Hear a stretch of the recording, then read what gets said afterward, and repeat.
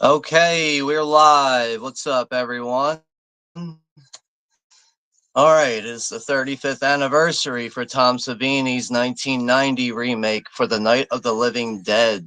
So, yes, that's what we're going to be watching here tonight. If we can actually get a chat going here, some people want to join in. If we don't get anyone going, I'm going to call it a night and go to bed because I'm fucking exhausted, to be honest with you all. But we'll see how things go. I know it's a little late here on the East Coast, Sunday night. But yeah, October 19th. It's the official release date here for the remake for Night of the Living Dead, which features Tony Todd and Patricia Tallman. And yeah, so all right, we have a couple people down here in the chat. We'll see who joins in and everything. We'll see if we can get a watch party going here. But yeah, I know we did Reanimator last night, so we have a double header going this weekend, and I believe the next thing that's really scheduled on the channel right now will be next Saturday for Creep Show. So there might be something else to come on the channel between then or even after that, leading up to Halloween. We'll see how things go. But yeah, that's all right. We got 4 people in the chat, and yeah, this is available again on Internet Archive to watch. So movie's roughly what hour 28 minutes. So we're definitely not going over 2 hours. We might be under. We actually might be under 2 hours tonight. So we might get this started fairly soon, actually. So we'll see how things go. See if we can get some people to join in here with us. But I understand it's just a casual Sunday night here. But yeah, we'll get to the chat here first, and then we'll jump into everything. But all right, so I see we have Stephanie S is here. What's up, Stephanie? Rockin' Romero, hope to make it. Yeah, you're here on time, so thanks for showing up. Hopefully all is well with you. We also have 59 is here, the 59 survivor of the VHS. What's up there, 59? I just got the movie playing in the background right now just so my player doesn't automatically shut off, but yeah, 59 saying Spaceball say crazy 88, yo, howdy broski. I have the original and 30th edition on 30th anniversary edition on VHS. I assume this is the original. The soundtrack was weird on the 30th. There's like an additional soundtracks? I don't know. Not that I'm aware of, but I'm just going on the Columbia Blu-ray. I know they just upgraded it to 4K and a Steelbook edition for the 35th anniversary, which I decided to wait on, and that was a bad idea, and I didn't realize it was actually a limited edition release, and apparently that's not available anymore, so that thing's sold out quick. But I'm just tired of buying the same movies at the same time. Another thing, I don't feel like this is a movie I strictly need on 4K, but it would be nice to have that Steelbook edition that was newly released. But yeah, hopefully all is well with you there, 59. All right, we got George is here too, the Sailor Outlaw. Hello, everyone, and Sean. Hey, what's up there, George? We also got Greg Brewers here too. What's up, Greg? I saw that picture you sent me on Instagram. Yeah, the Step Brothers picture. He touched my drum set last summer. That was a funny one. Yeah, hopefully all is well with you too, Greg. Thanks for stopping by. We got Anthony Chobits here too. Yo, buddy, saw Eight-Legged Freaks. Yeah, you were telling me last night. Yeah, that's something I need to go back and revisit. I don't have that one in my collection. I believe Scream Factory did upgrade that one to Blu-ray. I don't know if that's still available, if it's still in print or not, but also got me Planet of the Apes on VHS, the VHS collection. That's good to say. Mouth hasn't been feeling well. I don't know. Gargle some peroxide, maybe. Listerine, something like that. Maybe that'll help. I don't know what the issue is exactly, but. And we got Sue is here from the Bud Files. What's up there, Sue? Thanks for stopping by. Hopefully you're having a good weekend. Anthony just did his opening and closing to Batman and Two-Face. I got to turn down this volume a little bit.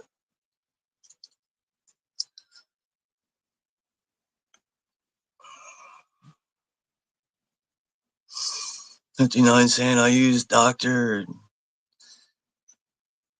Tiekner's peppermint mouthwash, Anthony. It helps when I have toothaches. You mix that yourself. 1 part to 5-part water. Oh, cutting it with water. You know what else could probably help too? I mean, if it actually is a tooth issue, if you have any kind of like antibiotics, like amoxicillin, something like that,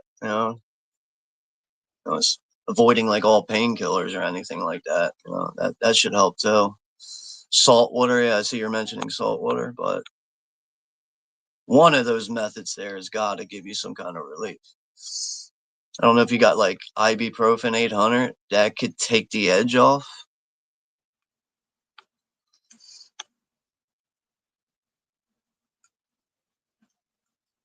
So on the 30th edition VHS had different music. I didn't realize that. I've never had this movie on VHS. I've only ever had it on DVD and 2 different Blu-rays. That's another thing. Like I have 3 different copies, digital copies, but yeah, I didn't realize there was different music on the VHS. That's interesting though. I know also on Internet Archive, there is a work print available. You can actually watch the work print of this on Internet Archive. So, I mean, if I was like in the chat for this, I probably would be watching the work print because I've never seen that before. So yeah, apparently the music's not as good because that's what I was thinking. I was like, I think the music's perfectly fine, But maybe I bet you if I search on there, there probably is like a VHS rip on Internet Archive of it. So I'll have to check that out and see what the difference is in music. 59 saying, yeah, warm salt water too. Peppermint seems to help. Also, Ricola, menthol, or George's George Sailor. I don't know what I'm talking about. These pictures are really pushing out movies at high pace. Yeah.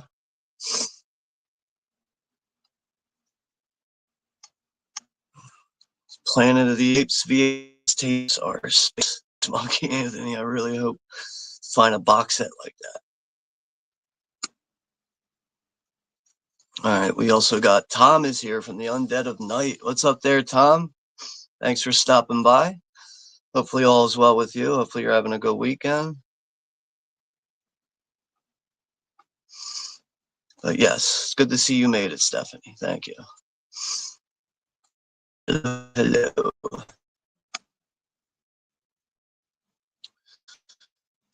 George is saying I like solo parties more. You know, I honestly, like, I think one of the reasons why is my volume up? All right. I thought for a second my volume was like all the way down.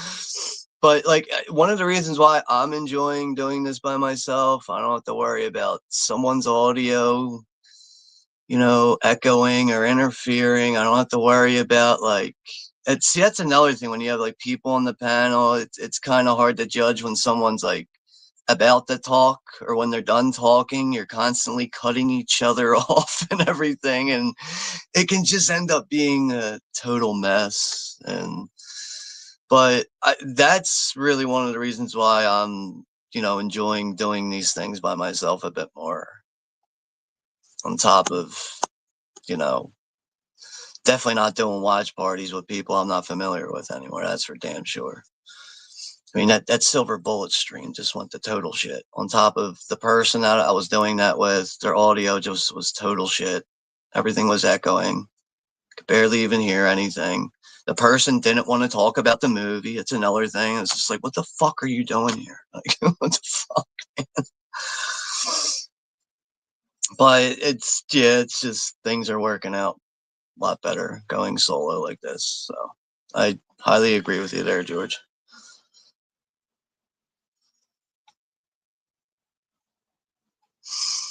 Yeah, 59 saying exactly. I use natural methods for sure. For a lot of things anymore, man. Like I just try to talk to like my family doctor, like normal doctor I talk to, and I try to get like methods from him, really. You know, he gives me, ideas and things and ways to work around things, especially when it comes to, dealing with pain and stuff. But I know like amoxicillin, penicillin, stuff like that can actually really take that throbbing tooth pain and gum pain out of your damn mouth. That's something that'll really, take your mind off of things. That'll really conquer your mindset. You can't focus on anything when it comes to tooth pain. I think that's some of the worst pain you could be dealing with. Oral pain, man, fuck that, man. I'd rather be dead.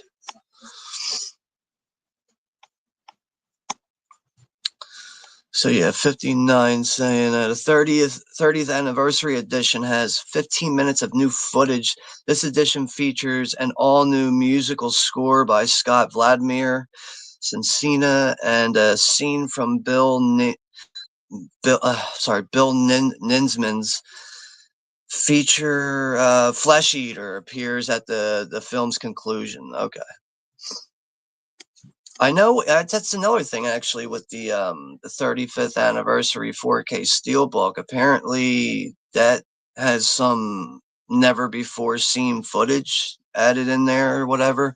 So that's another reason why I really wanted to go after that. But I'm sure at some point they're going to have a standard 4K edition available. They're going to have though. There's no way they can just have that limited 4K Steelbook and that's it. Nothing else.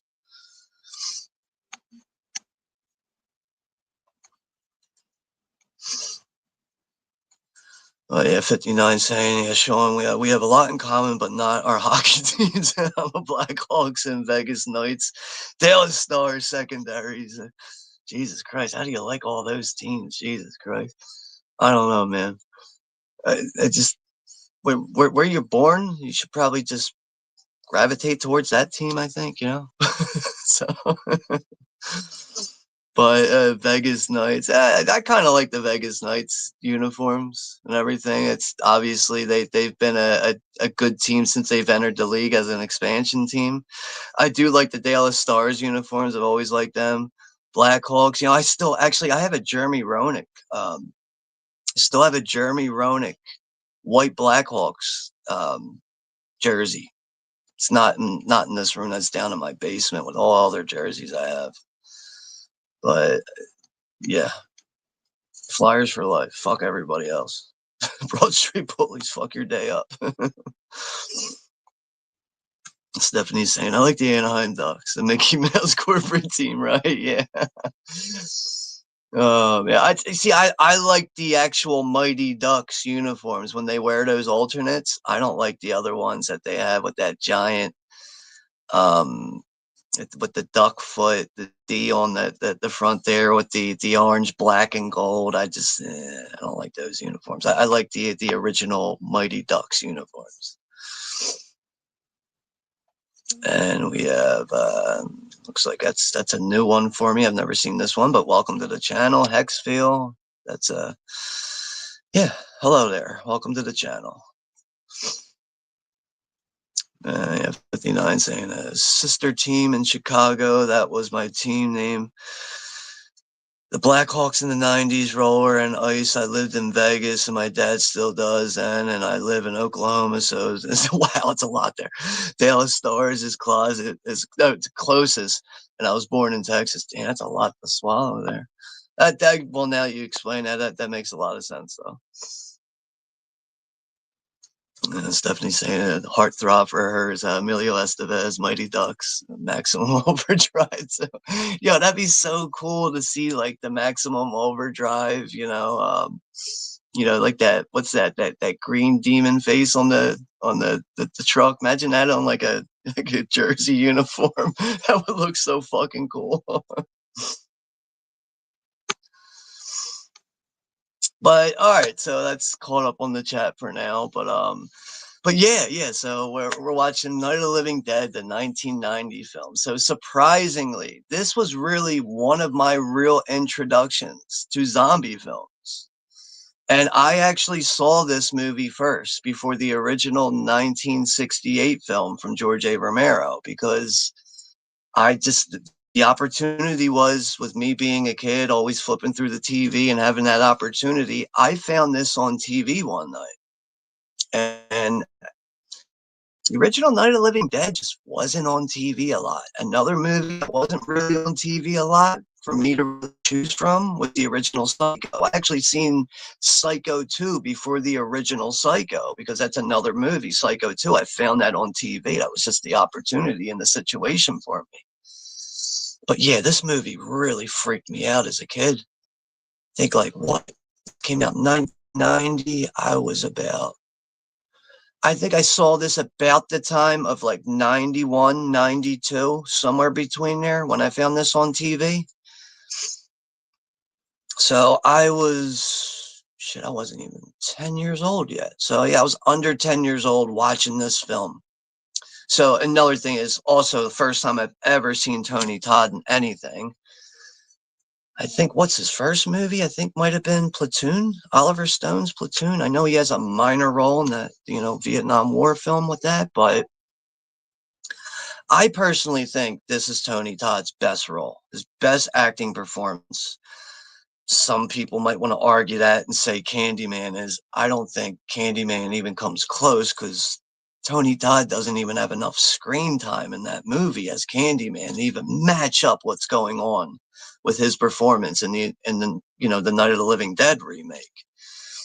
But to me, Tony Todd has been in Night of the Living Dead just a perfect casting choice for this. And yeah, just also the chemistry between him and Patricia Tallman, just that chemistry is really there. It's very effective, and it just always shows on screen. And this truly is a movie I'll never get tired of watching.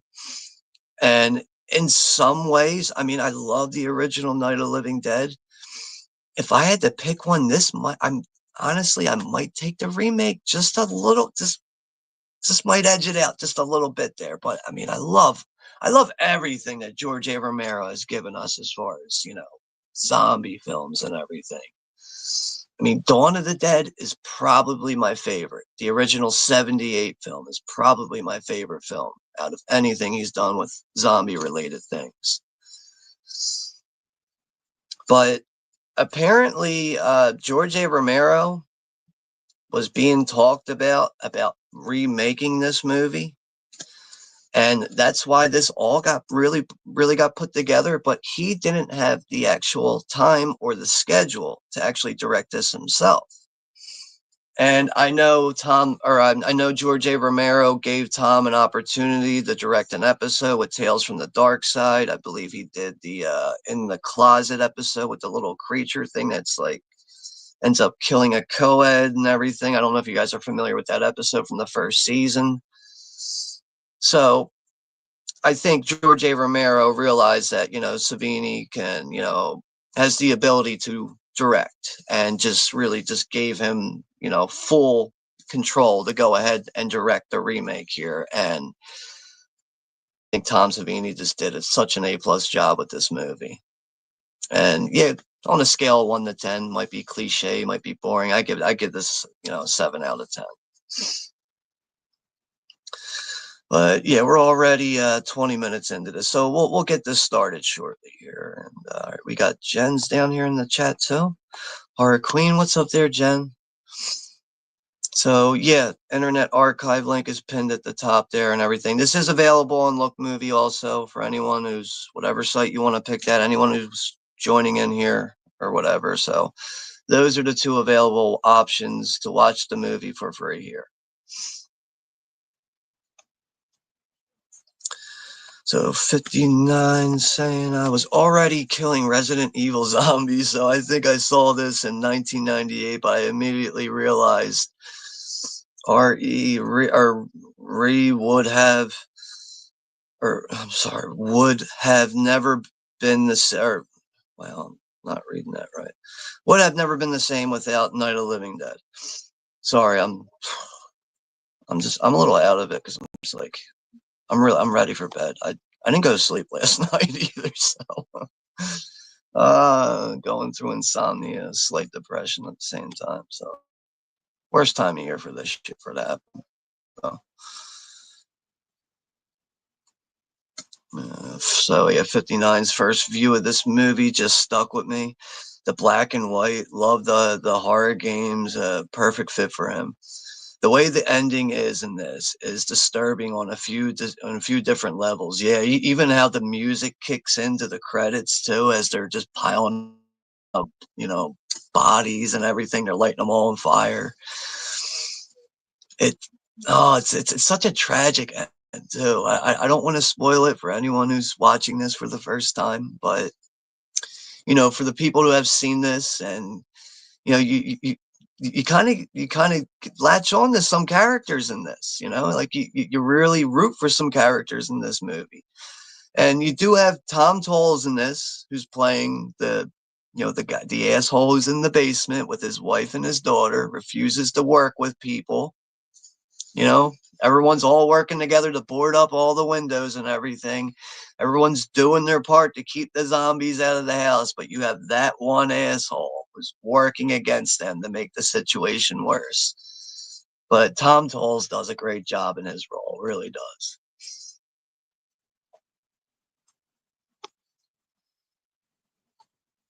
59 saying he had a closet creature from Tales from the Dark Side. Yeah, it's called. I'm pretty sure that episode is called "In the Closet." I think it's called. It's just like nowadays when you kind of read that, it's like, what is this, like a gay episode or something? Not strictly, but like I feel like sometimes when I read it nowadays, it's just like kind of gives me that vibe. Not that that matters, but yeah, the closet creature from Tales from the Dark Side. Yeah, that show traumatized me as a kid, bro. Thanks for the nightmare fuel. That first season, man, shit lingered with me as a kid.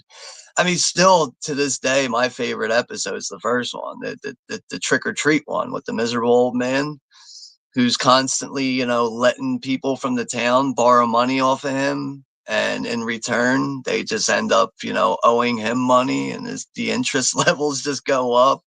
But every year on Halloween night, because he loves Halloween and everything, he lets the town's kids come and trick or treat at his house. And he hides all the deeds in one place in the house. And the deal is, if any of the kids can find the deeds, all the deeds will be paid up for good. And a couple kids come pretty damn close. But then he gets one visitor that comes to his house. It's a real deal witch comes to his house. Ends up fucking up his whole shit. But I just love the way that episode fucking ends too, man. And it's also the same actor who plays the grandfather. I don't know the name of the actor. I should know. It's the same guy who plays the grandfather in The Lost Boys. But to me, that classic pilot episode. Nothing will ever top that trick or treat episode.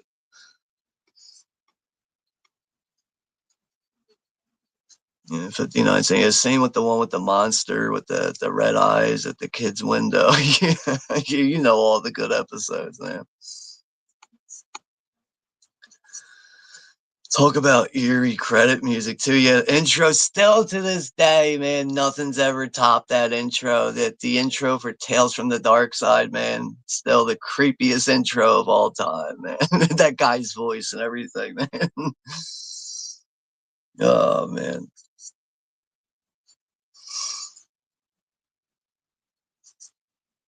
Yeah, I have managed to watch a little bit of that show this month. I've watched just a lot. I did watch the Trick or Treat episode. Watched that one on my phone. Actually, me and Jen did watch that one together too. Watched that on my TV. So I did watch that already a couple of times this month. We did watch the In the Closet episode. There's another good one where you have Seth Green as a kid, and it's called Monster in the Closet. And the episode's a bit strange in a way because like his dad's like an alcoholic in it, and he's like waking up in the middle of the night screaming that there's a monster in his room, and his alcoholic dad's coming in explaining that monsters don't exist, and eventually the monsters get his dad and shit. So I love that episode. It's funny. There's also a witch in that episode too. There's like, I know at one point you end up seeing like octopus tentacles coming out from under his bed. There's all types of crazy shit going on in that episode. But to me, that show is still effective. 22-minute episodes on average and everything. You do have some episodes, I will admit, that are kind of hit or miss, but the 22-minute average runtime with those episodes, I think it really allows you to get through the episodes that might be misses for you. You can just really just power through the whole season. At least I can with the 4 seasons that you get. And we got Johnny's here from the Wild Guys. What's up there, Johnny? Yo, Sean, what's up? Yeah, this movie is a fun one. Enjoyed it. Yeah, it's I arguably top 10 remake for me personally. Definitely is. And I'll never get tired of this movie, but it's almost every time I do watch this, like even like on my own, watch it with someone, no matter what. I always get taken back to the first time I ever watched it and how it just terrified the shit out of me. It just really did. But yeah, all is good here. All is good over here. Just a little exhausted is all. So Stephanie's saying, yeah, they show Tales from the Dark Side on my Rabbit Ear TV on Saturdays. Me TV, I think it is. I think I've heard of that before. I think that is like a free like cable channel. I think I've watched that at my mom's house before, like being over her house. It's like a little gray logo at the bottom, capital M, lowercase e, and then the TV next to it. I think I know what you're talking about, Stephanie. But yeah, we're going to get this one started here soon. We're coming up on the 30-minute mark. And yeah, Stephanie's saying, yeah, so glad I saw this as a teenager. Totally, Sean, brings back nostalgia. Yeah, it really does. I got to go grab me a pick-me-up real quick. I got to go get an energy drink so I can stay awake here. Let me go grab a drink real quick. We'll do a 10 to 1. And we'll get the show on the road. So just give me a moment here.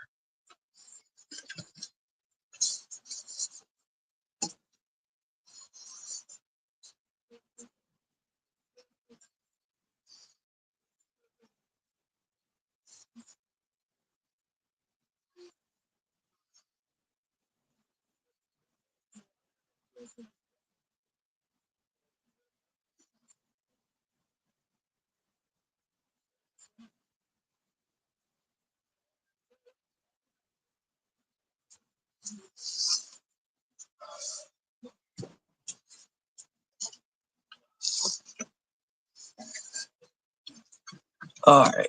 All right. All right. All right. All right. I'm back. I was doing some cleaning in my room. Totally forgot I had this Halloween 3 poster. It's like a mini poster. Gotta get this hung up on the wall soon. I love that thing. I think that's fucking perfect. But nah, not double sided, unfortunately. But yeah, totally forgot I had this thing. Gotta get that up on the wall soon. Really, I gotta redo all these. I gotta get a lot of this sports stuff taken down. I gotta redo the posters that are on this end, and I have a bunch of other posters I never even hung up. It's another thing when I was cleaning my room, like, yo, man, I got all these fucking posters, never hung them up. But it's another thing. Like, it's only so much limited room I have left. Actually, I have a decent. No, never mind. There's no room over here. I gotta redo all this shit. So someday soon, I'll redo all these walls and get all the posters up and everything that I've totally forgotten about. And 59 saying, yeah, great poster. My second favorite Halloween right there. Yeah, I mean, that to me, the first 3 Halloween movies is what does it for me. It's nowadays when I watch the original Halloween, I really like to watch the first 2 Halloweens together. They're what, 90-minute run times really for both of them. That's another thing that allows that from, for me personally to watch, Halloween 1 and 2.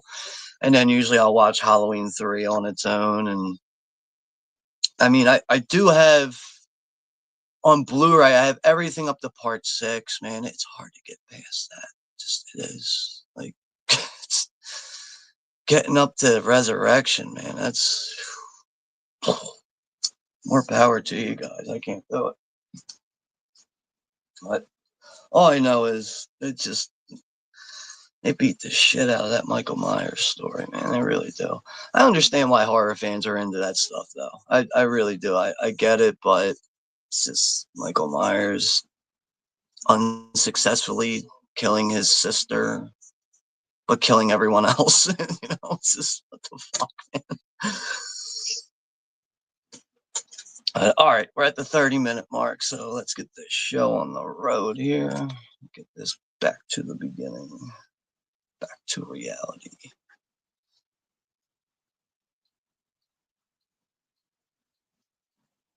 I'm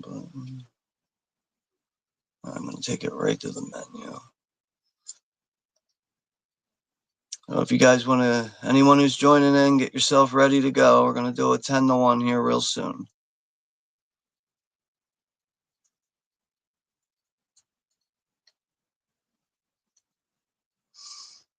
Like thinking about it now, like I probably should do like some kind of like Tales from the Dark Side topic stream at some point, go through like, probably even do like a, countdown of like my personal favorite episodes. I probably should do that at some point.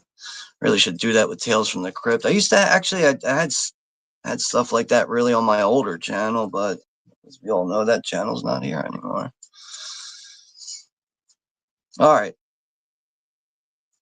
All right. So if everyone's ready, we're going to do a 10-1. We're going to watch Night of the Living Dead. All right. Okay, here we go. 10, 9, 8, 7, 6, 5, 4, 3, 2, 1. Press play, motherfuckers.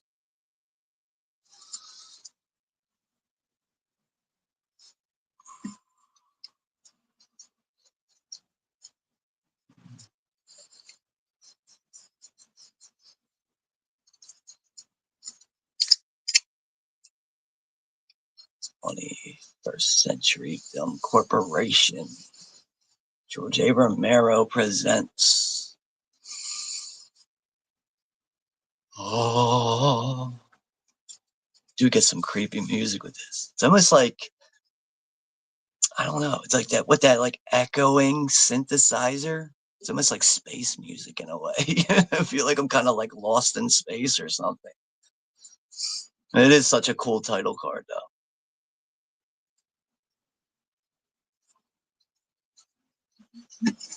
They're coming to get you, Barbara. Yeah, Bill Moseley, man, he's good in this too.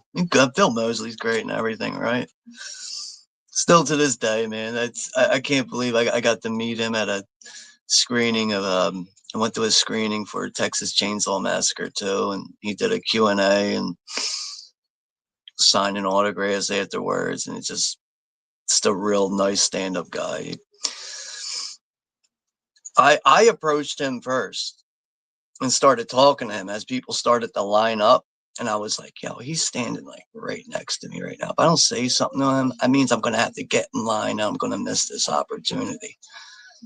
So I just started talking to him. But next, he started talking to me. And then I'm sitting there kind of shocked. So I'm like, yo, now he won't even shut up. He's just, because he really wanted to know where he could get a good cheesesteak and this, that, and the other thing. And I was just like, wow, like wasn't expecting this dude to be so like chatty with me. And the guys that were like running the screening, they're giving me the stink eye and everything. Why the fuck are you talking to Bill right now? But yeah, it was a good thing I took advantage of that situation, because I beat that long line, that's for sure. That line got big quick, man. I was like, yo, he's right there. I got to say something though. I don't say something then, that means I'm going to be stuck in line.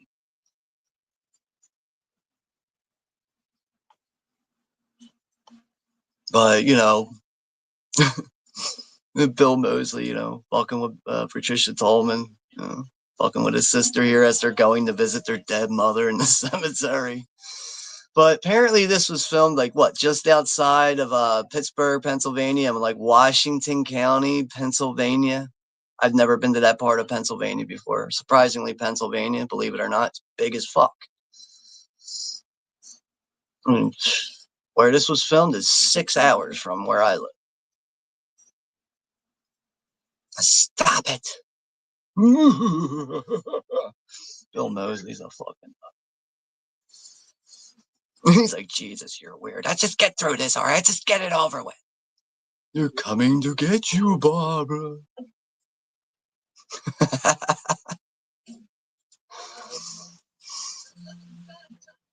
For the love of God, Johnny, would you stop it? No, honey, Barbara, they've been dead a long time.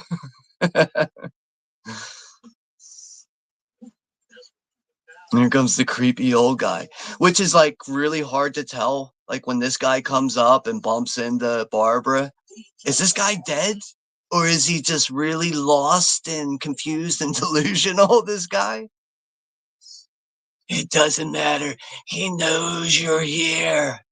It's too late. There's no escape. No, mother. You bastard. I'm very sorry. I'm very sorry.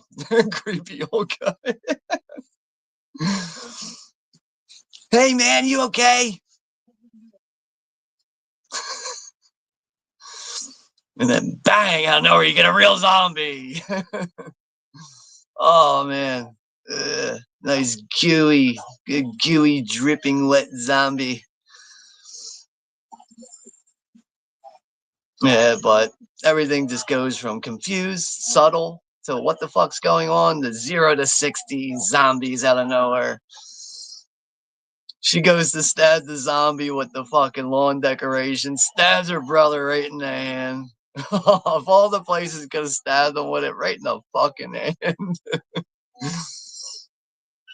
Bill Moseley's trying, you know, Johnny's trying to fucking tackle him, trying to get a hold on him. Oh man! Johnny ends up getting his skull crushed on a fucking tombstone. Barbara witnesses the whole thing. She takes off running. So her nightmare really comes true in this moment, which is just, you know, this is fucking so hilarious, you know, so ironic, right? Yeah, we're not even fully through the opening credits here either. It's really just a great opening for a remake. I really think this does this better than in the original, but you know, original's great too. I don't know. I just think this is a bit more creepy, especially with, you know, with this other guy coming up. He looks like a normal person, and like his clothes are coming off and everything. And then she realizes this is not a regular person; it's another fucking corpse coming to get her. Rolls up the window, realizes she has no keys while she's in the car here. The look on this guy's face, though.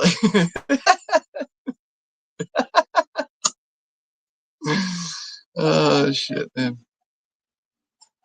Oh, I didn't see your comment there. My bad, dude. He's like rewinding my tape now. See, that's why I don't deal with VHS tapes, man. Between having the rewind tapes, shit getting eaten in machines, I don't deal with that shit, man. But you know, I do appreciate you guys that are dedicated to just the VHS format. I get it, man. I really do understand. It's a nostalgic collecting thing, and more power to you guys, man. A lot of those tapes too, man. A lot of those tapes are expensive nowadays. Imagine one of those things getting eaten in a machine. Fuck that. So Barbara realizes with having no keys in the car, her best option is to pull the emergency brake off and just let the car go down the hill, smashes into a tree. Now she's got to get out of the car and take off on foot again. Meanwhile, the two creepiest zombies in this whole movie are chasing her. She's got no shoes on. Another good movie that Patricia Tolman's good in, I think you guys should be very familiar with, Army of Darkness, right? She's really good in that. Good stunt work in that one.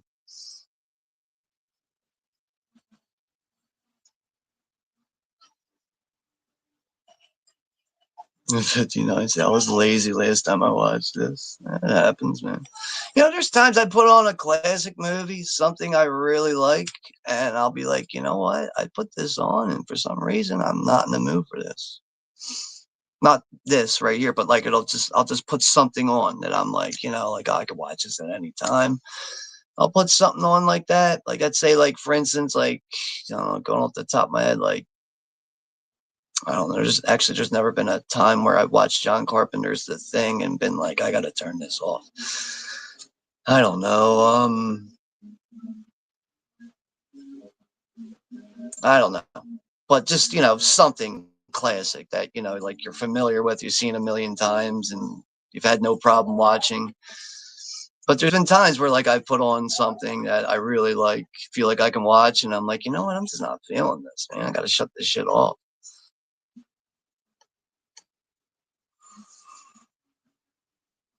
What the hell happened to the chat? Oh, I went further.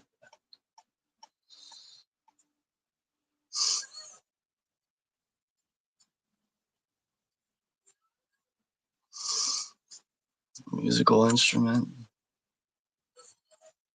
Theremin musical instrument. Did I miss something? Oh yeah, I did. Well, this one before.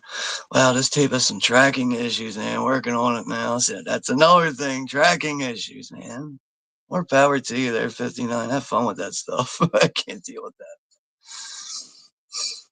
I mean, I still have some VHS tape, some of my old VHS tapes. They're like all the way up in my closet up in there right now, but I don't rarely ever pull those things out for any good reasons. So now, Barbara has made her way to the abandoned farmhouse. She's yelling throughout the house, looking for some help, looking for some kind of human interaction, right? Some kind of companionship in some kind of way, right? Seeing nothing but animal heads, taxidermy, taxidermy animal heads all over the fucking place. Looks like the place has been decorated by Jeffrey Dahmer or something.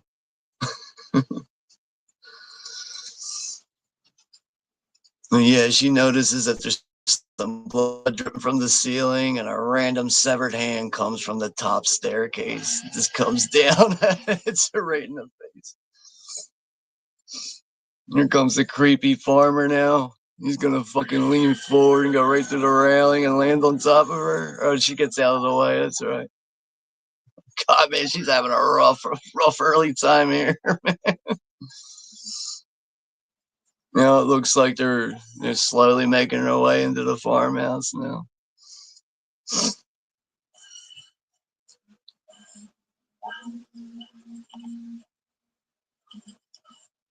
Stephanie's saying he shuts off the radio as he's having problems. Oh, okay.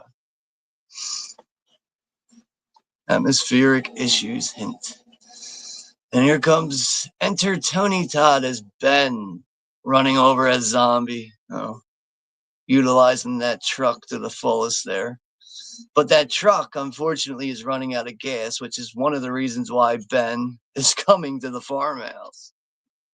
He's hoping he can get a gas can going and get that thing full.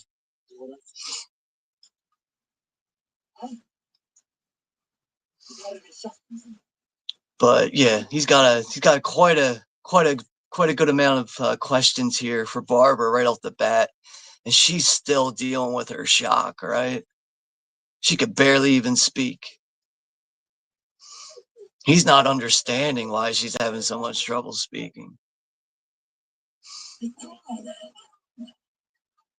But I think for the both of them, with Ben and Barbara there, these are probably like the first real human beings they've talked to since all this has taken off. At least that's the vibe I get. I mean, it definitely is for Barb. I don't know if it is for Ben. We don't really see that, but you don't see that for Ben.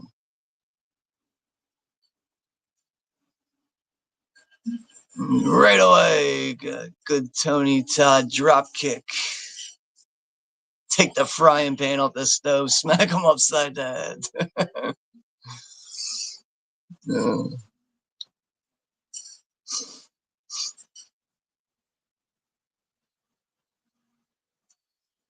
I don't know why, but a fire poker, it's such a good weapon in a horror movie, right? It's always something that's utilized a lot in horror movies, a good fire poker.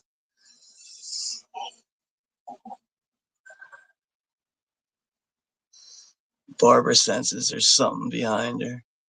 Turns around with that fire poker, takes a swing at the farmer, whacking the shit out of him. At least she's actually taking action, right? Instead of just,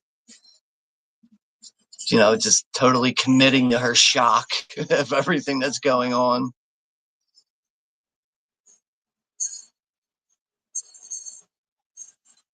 Oh, good stab right to the head there, Ben. Both of them took out a zombie. That's right. Kick that fucking white ass zombie out that house.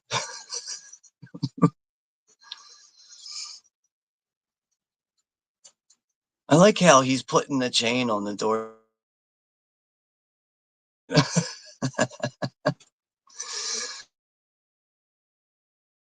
No, but this is Barbara's house. He thinks Barbara lives in this farmhouse. But now he's really starting to realize that, he needs to take it easy with her. She's in shock. He's got to really, he's got to really take it slow with her right now. He's asking the question, this isn't your house, you don't live here. He's like, look, you got to talk to me, girl. When zombie pranks go horribly wrong, yeah, pretty much.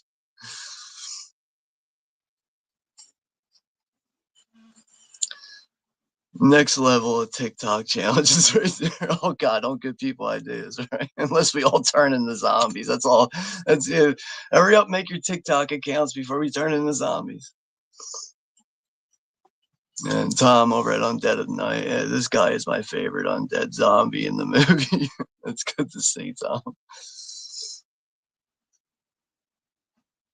I know tomorrow we plan on watching Salem's Lot. Not doing a stream for that. Not doing a 3 hour stream for it. But yeah, watching the original '79 miniseries Salem's Lot. Gonna be watching that tomorrow.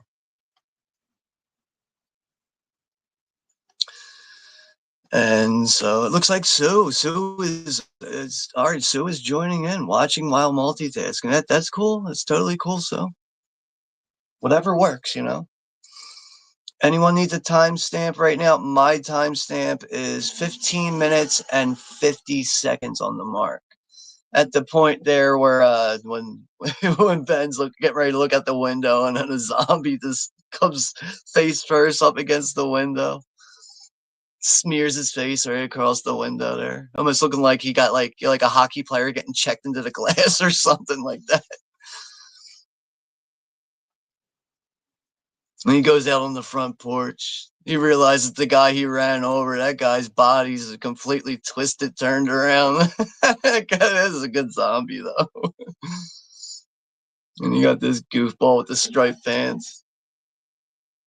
A lot of good zombies in this. I mean, at one point, there's even a guy who was shooting up heroin and overdosed, and he's walking around with the heroin needle sticking out of his arm, and he's a zombie and shit. I love when the two zombies, they end up finding like a mouse in the ground and they're fighting over the mouse. They want to eat the mouse and shit. It's a good scene. You even got another zombie that's like swinging like a severed hand around. Zombie takes it off of him, starts eating it. But this is where Ben loses his shit here. Takes the crowbar, smashes it into the fucking head of the zombie and says, God damn you! God damn all of you!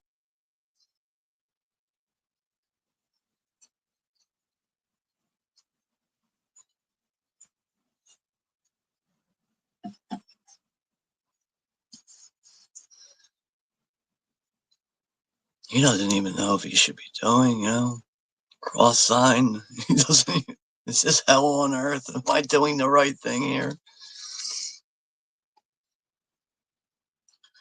Stephanie saying Good Point Survivor is running a $50 bill right now. $50 bill. $50 bill.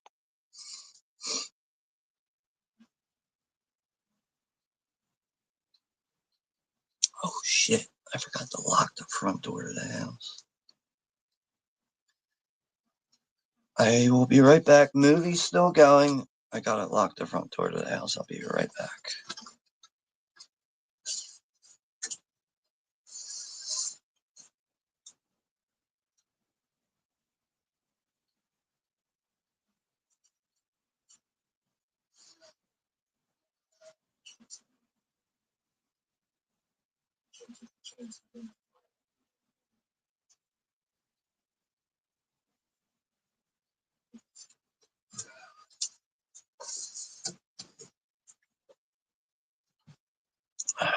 No zombies at my front door, so thank God.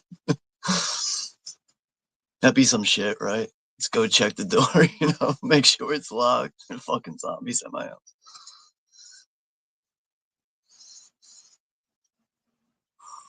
So now that they've exchanged, the pleasantries and the names and everything, now Ben realizes he's gotta really get her out of this, this rut of being shocked by everything. You gotta fight with everything you have, girl. This is still early on with everything. It's I think really like the vibe is, like the entire world is not really aware of what's going on. No one's really got a grip on what's happening yet.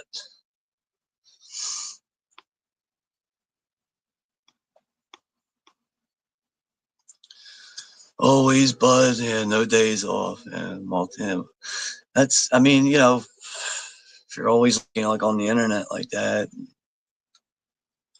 dealing with everyday life things too, yeah, you're gonna have to, swing around with multitasking.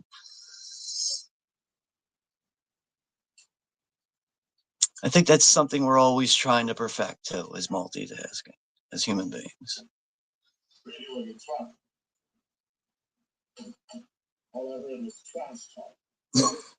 Radio in the truck. All I heard was trash talk. People trying to sound like they know what they're talking about. They don't know shit. She's taking the fire poker, slowly putting that severed hand over to the farmer.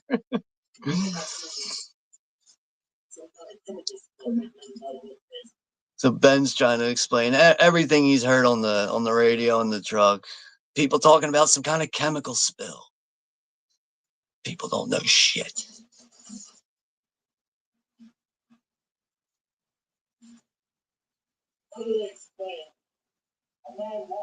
It's a shame with like with seeing this so many times, and you realize, like the main solution, that the keys for the gas pump are in the basement right now. We know that as viewers watching this movie, they're down in the basement. But yeah,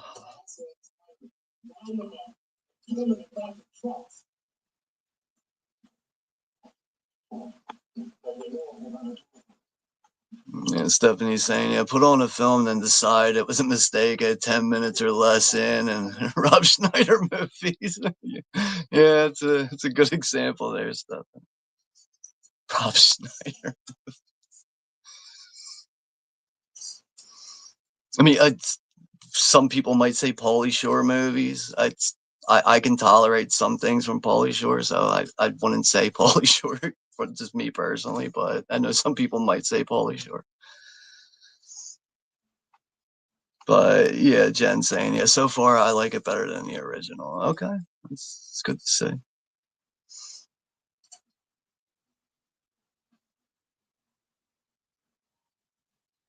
But Tony Todd's very effective in his role, really is. And once he finally, gets Barbara to, come back down to earth again and just kind of be herself, she gets a grip on things, starts working with him, other people that get, you know, involved in everything, and they all start working together, besides the asshole in the basement with his wife and his daughter. But, once she finally has like a rifle in her hand and everything, she becomes an ultimate badass, someone that you can rely on to have your back in a situation like this.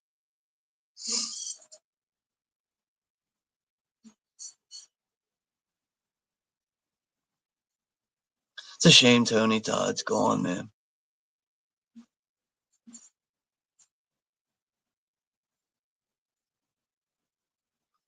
I mean, I've never met Tony Todd or anything like that, but like, just always just seeing him in movies, his tall height, his just his stature is just really is just, to me it just seems like, I don't know, Tony Todd just seems like he just was always just someone that would be just indestructible, would be around for a long time. So, you know, the fact that he's just, dead and gone and not with us anymore is just a little unbelievable to me at times.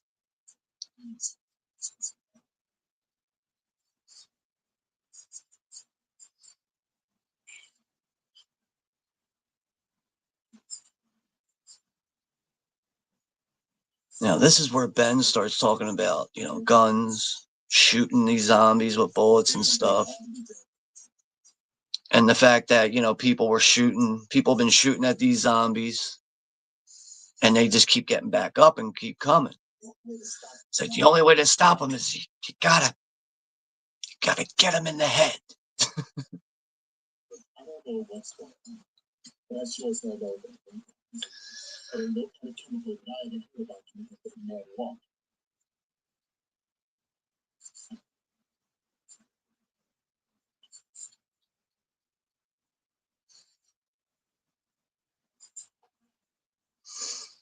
And that's the line there. This is hell on earth. This is pure hell on earth. As he looks into the fire. Now the sun is fully down, right? It's nighttime. It truly is the night of the living dead now.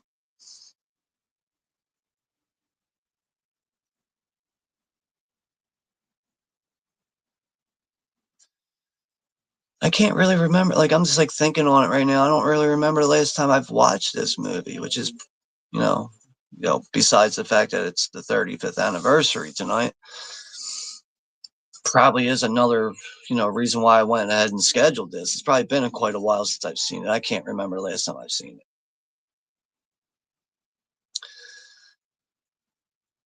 it. As Ben starts, scrummaging through the house, looking for anything, get his hands on it's going to help him to his benefit in this situation.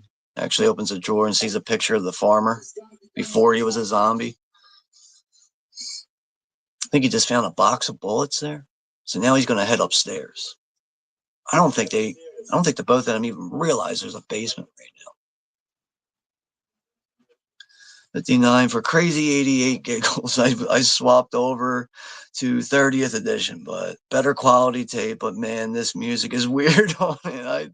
I'll have to check that out, because that is another thing. When I was getting the archive link, I did see that there is a VHS rip on there. There's a work print. There's quite a few rips. There's trailers, all types of shit for this movie on there.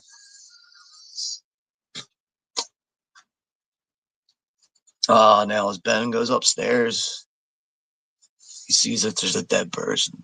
Somebody with a severed arm. That's where the severed hand came from. And yeah, it looks like somebody blew their fucking brains out.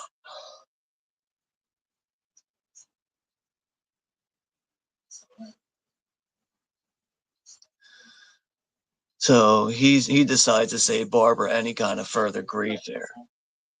Tells her, there's nothing going on up here. Don't worry about it. He doesn't want to freak her out anymore. And she's already, from what she's already had to deal with, because he's finally got it, got a grip on her. got her back down to earth again to be somewhat normal. But he realizes now, all right, I got a rifle with bullets. All right, good. I got a weapon now, an actual weapon he can rely on. I think this might be where he finds the TV, or maybe that might be later on. I forget.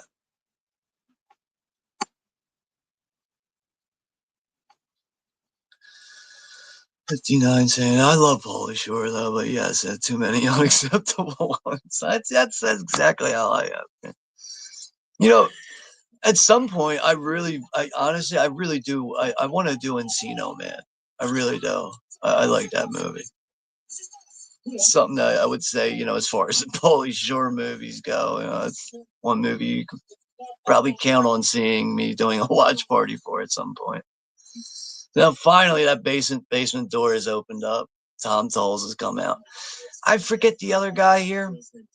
I know he's in Texas Chainsaw Massacre 3, I believe. The actor with the Steelers hat. Who's also been hiding in the basement. Who is like a cousin of the farmer who owns the house or something. But right off the bat, and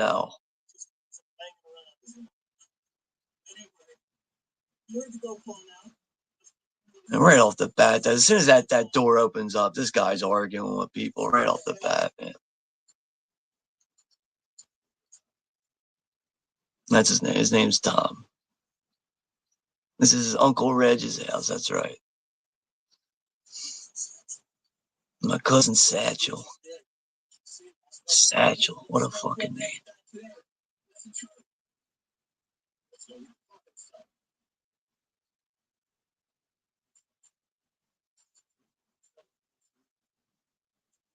Of course, the basement coward is trying to get everyone to go back down in the basement. That basement's such a bad idea. Being cut off like that and just completely closed in the one confined area like that, and you have no way of escaping.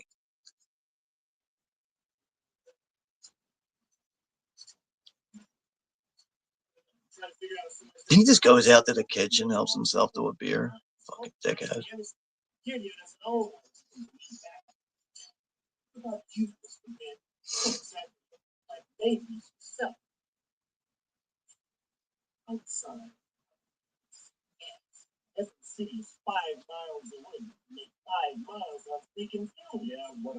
Evans City is the closest populated town to where they're at, which is apparently 5 miles.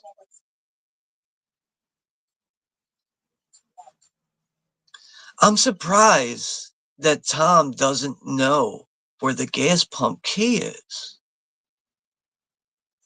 I mean, yeah, he doesn't live there. This is his Uncle Reg's house. I get that. But yeah, I guess that's, it makes sense why he doesn't know that. But I don't know. I almost feel like he would have some kind of inkling of where the gas can or, the gas pump key is at. Ben is 100% right. Being locked down in that basement is not a good idea. Yeah, Cooper's such a fucking coward.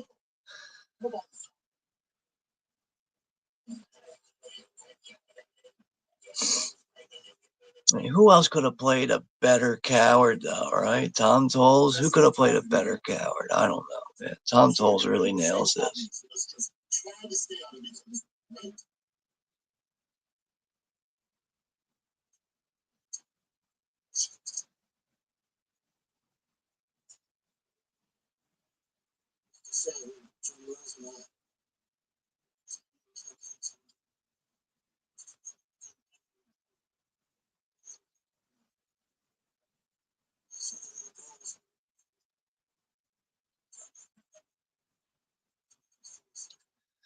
So, yeah, Tom realizes he had to let Cooper and his wife in because his daughter was hurt. But you can see that Tom doesn't understand that, daughter isn't just hurt. She's a little bit more than just hurt. Make a mistake, that's all.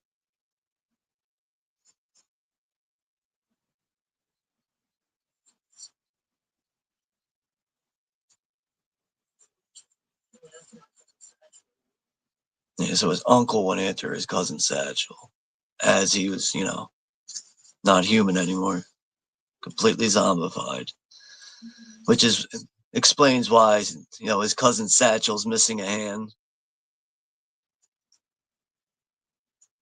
sitting there dead, suicide shot to the head.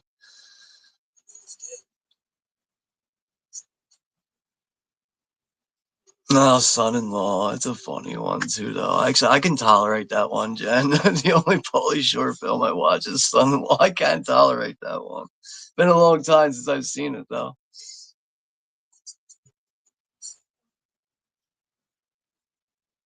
Stephanie, always have an escape route, right? Silent Hill strategy, right? Yes. Always leave yourself with some escape options. Now the zombies are making their way to the farmhouse. They're coming out of the trees now, very slowly but surely.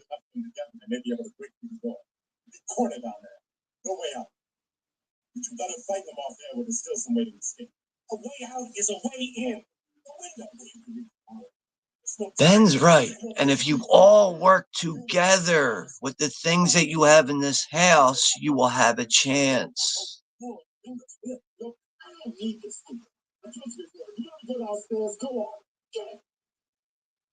But it's obvious that Ben and Barbara can't just do this on their own. Tom's smart enough to know that. He's going down to get his girl now. You're all wackos. What's he say? He says something like that. He says some like weird word or whatever. Come on, Judy Rose.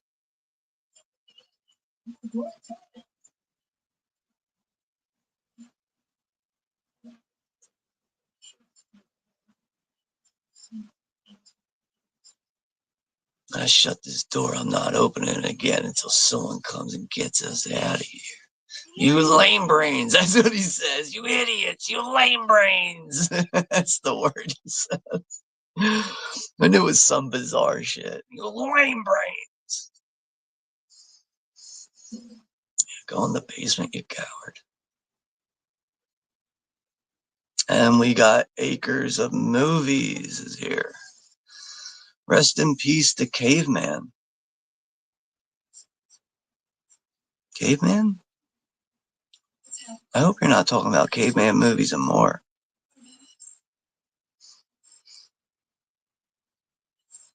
Did he pass away? Like, I hope he didn't pass away. I hope that's not who you're talking about. But hello there, Acres. Welcome to the chat. Our timestamp, or my timestamp, is 35 minutes and 54, 55, 56. So about to be 36 minutes.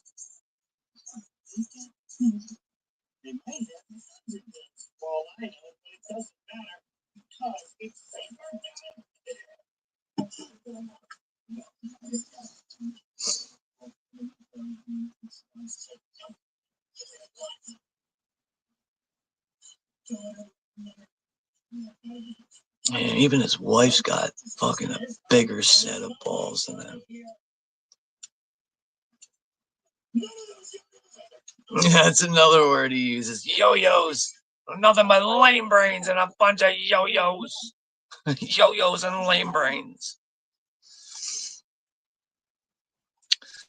59 saying, so the radio was so cool to me first watching this. Fun way of adding a narrator like Orson Welles would do. Yeah, I can see that. I think it's like, I can't remember if we did do the 40th anniversary back in, it was July 19th, I think that was. You bunch of yo-yos. I can't remember if there's like a radio distress call right now on Day of the Dead. I should know that. I should know all these movies like the back of my hand. Sometimes I just don't remember certain details in these movies. But, Romero was usually good with having that stuff in these movies. So now we're starting to board things up, right? We're working together here. getting any flat wood, getting that dining room table put to use.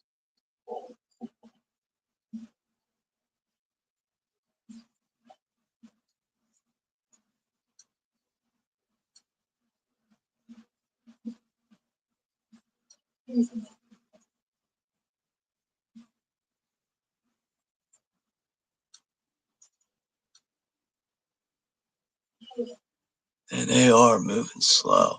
But the thing is, yeah, all right, so the zombies are fairly slow. But you catch them in a big, or like little packs, like little swarms of them, and you're not moving fast enough, they can catch you and fuck you up.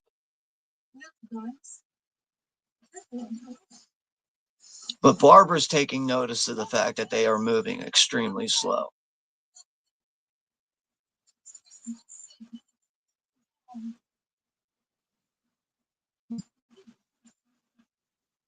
I think Barbara's right about leaving, though.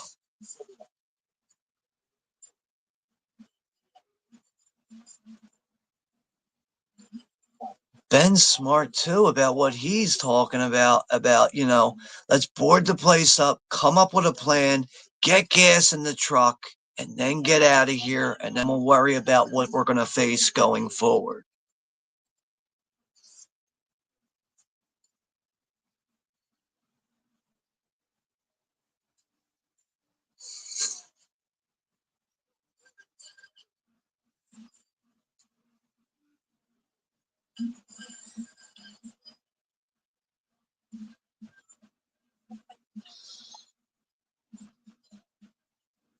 Now, Biodome is a biohazard. Biodome, Jesus Christ. I haven't seen that movie in years. Now some of the zombies are on the porch.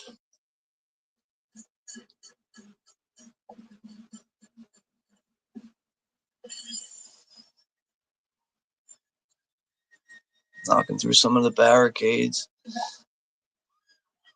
Love how the screaming and yelling is always going to do people, it's going to do a lot of good, right? Screaming and yelling. But yeah, all horror movies need some yelling and screaming, though, right?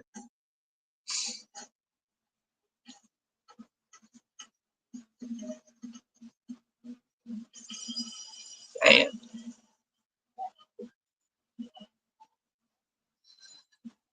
Hear the zombies like gargling, making goofy ass noises.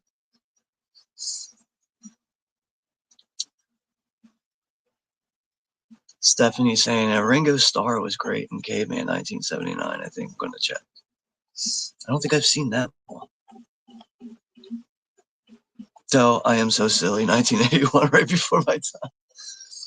Ah, silly, silly girl, Stephanie.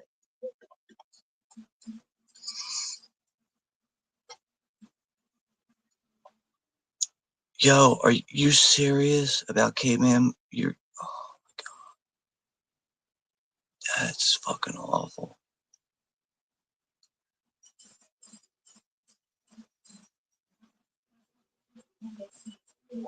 That's a shame, man. That's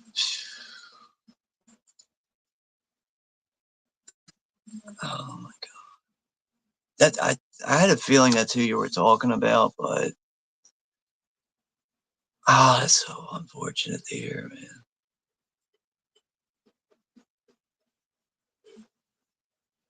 Wow, that's a shame.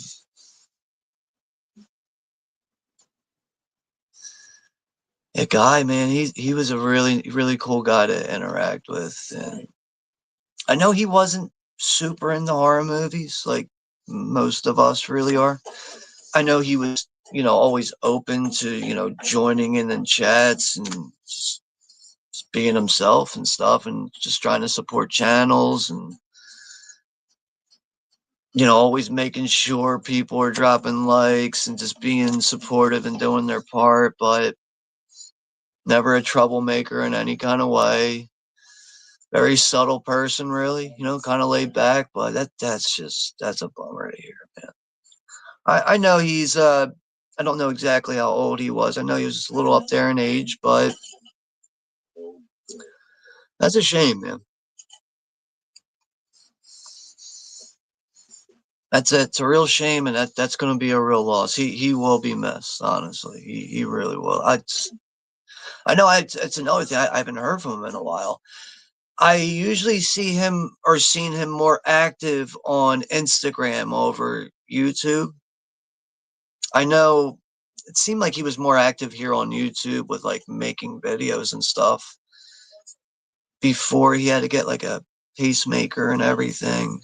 Remember him elaborating on that once he got his health back again and all that. But man, that's just kind of hitting me a certain way right now. Just wow, that's a shame. Man. I don't even know what to say. But I'm not gonna like spread that info. I probably shouldn't even be talking about it right now. But I mean, it's Acres. Thank you for just relaying that and just letting us know what's going on. I appreciate that.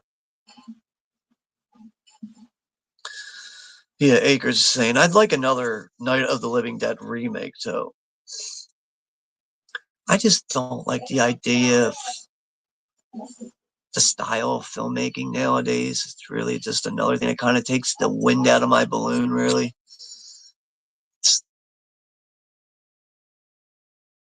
damn CGI. I understand in today's world of filmmaking, CGI is going to be there, but learn how to utilize it when you have to. Don't overutilize CGI. Just like that new Predator movie, that Badlands movie. I can't even look at that fucking trailer. That shit looks so fucking bad. I'm really doubtful if I'm going to see that fucking bullshit either. But I'll agree with you though, Acres. I'd like to see what a modern day take on the Night of Living Dead story would be like. Gotta be open minded to things, Gotta realize, moving forward with things, it's just newer movies are just going to be coming out. You gotta be open to those things.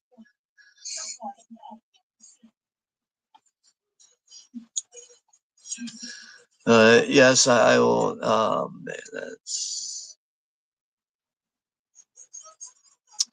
yeah. I ain't gonna say nothing or not gonna like make a post about it or anything. I'm gonna leave that to you. Let you handle all that. But thank you for sharing that. Fuck, that's a real shame, man. Fucking Christ.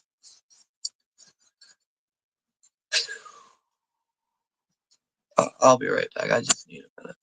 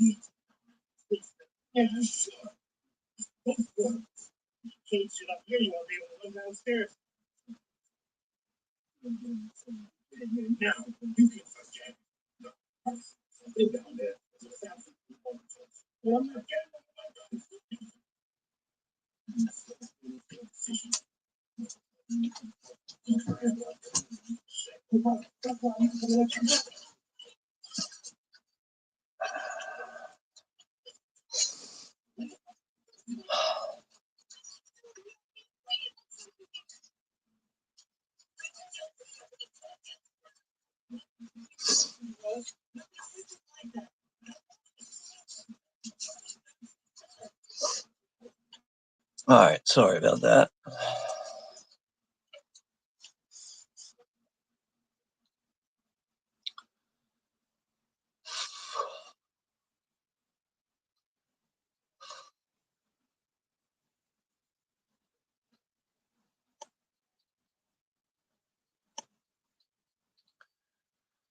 Yeah, Acres is saying 4K lowdown. Dave was a close chum on and off on and offline. Yeah, yeah, caveman and me talking chat. Yeah, I know I actually I know I did have his cell phone number at one point. Me and him would briefly talk. You know what's funny? There would be a lot of times he would ask me to join him for like something, but like it would always be something I wasn't familiar with as far as like movies go. And I would just be like, "Look, guy, like I'll I would join you for it, but like it's gonna be a waste because like I've never seen what you're talking about." But you know, other than that, I know I've been on a panel with Guy before. I think with like Brad over at 4K Tent Revival and maybe um I think Pop's Movie Dungeon, you know, those guys.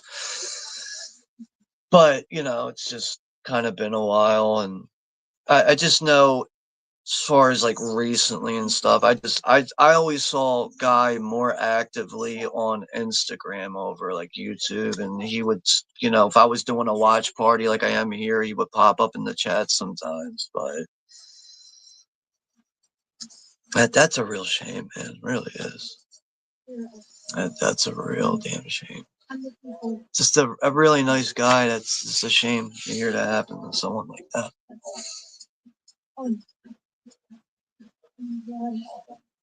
But yeah, you know, our timestamp, anyone's wondering right now, my timestamp is 49 minutes and 28 seconds. Yeah, Acres is saying, yeah, Guy and Dave were close. Dave died last year, now Guy, right? Yeah.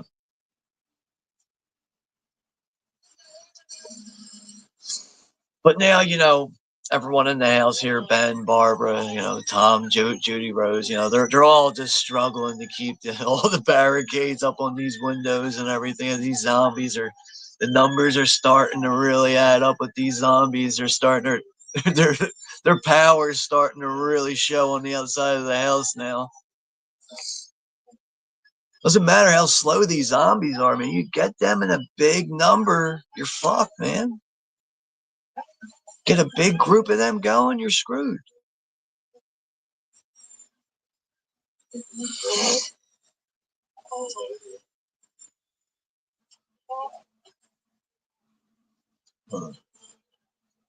This is where Judy Rose is gonna like end up wigging out on Barbara here for killing like one of the neighbors who's clearly a zombie.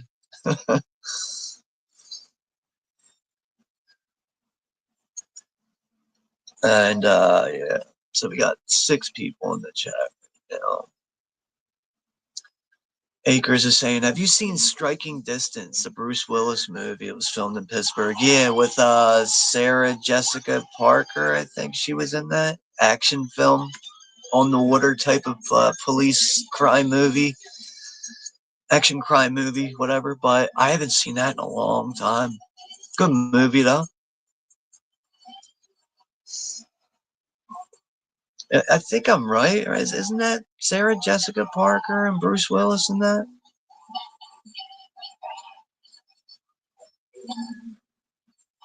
You shot Mr. McGruder. Look at his back." And Judy Rose, that's another thing. Tom and Judy Rose, they don't understand everything.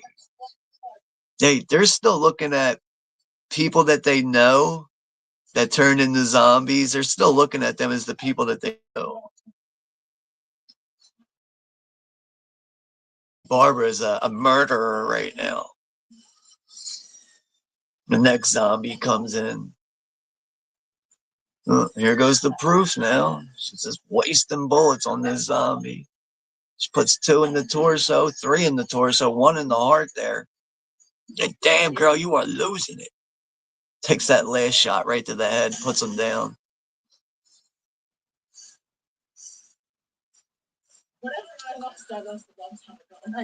I like when zombies are purple. Yeah, it's that Dawn of the Dead, they kind of have that grayish purple kind of look to them, which I don't know. I always like that. I find it annoying though when people are like, the zombies in the Dawn of the Dead remake, they look so much better than the 1978 movie. Like, no fucking shit. Like, like what the fuck? Tell me something I don't know. But I don't think it's unfair to compare the 2004 remake to the 74 one. Just come on, man. Total different times there. I don't know.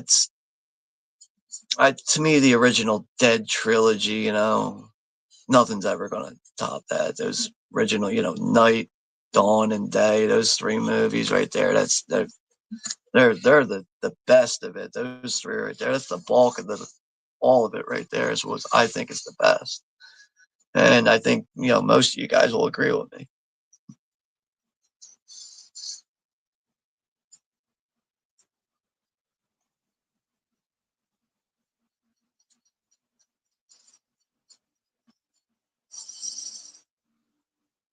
Running out of doors to board up windows with, Ben.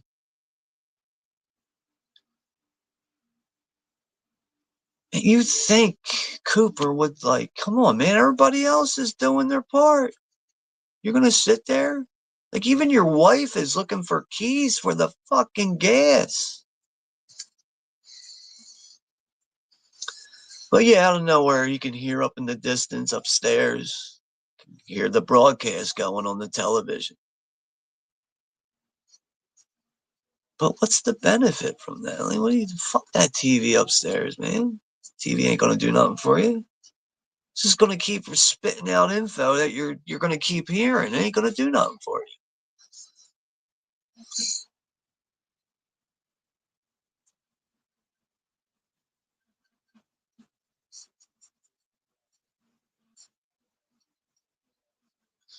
Like, another thing is like just the farmhouse and the fact that you really get the sense of the fact that it's so desolate. There's nothing else really around it. It's just nothing but open land and woods and trees and stuff. It's just such a lonely place to be, right? That farmhouse. There's just It's another reason why I think being trapped in that basement's no good.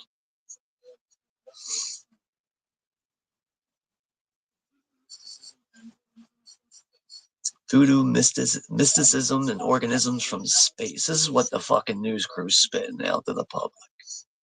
Bodies of the recently dead are returning to life.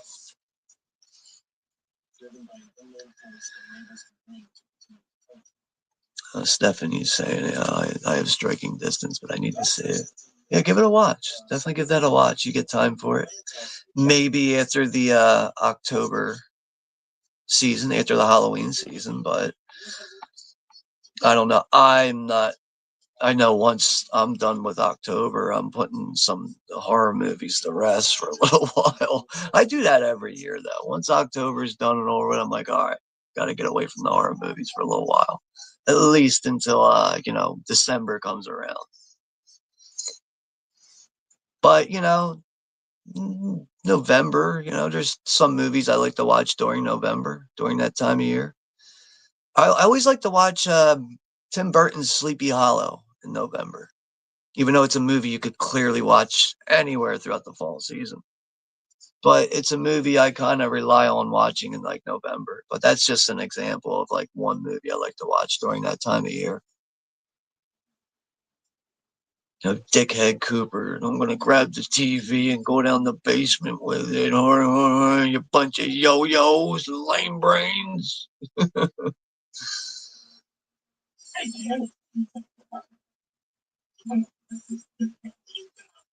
Stephanie saying, yeah, purple blooded zombies are an option in Resident Evil 2 Nintendo 64 version. Kid friendly. Stephanie, you remember a game called Conker's Bad Fur Day for 1960 or from Nintendo 64, not 1964. I'm about to say 1964. I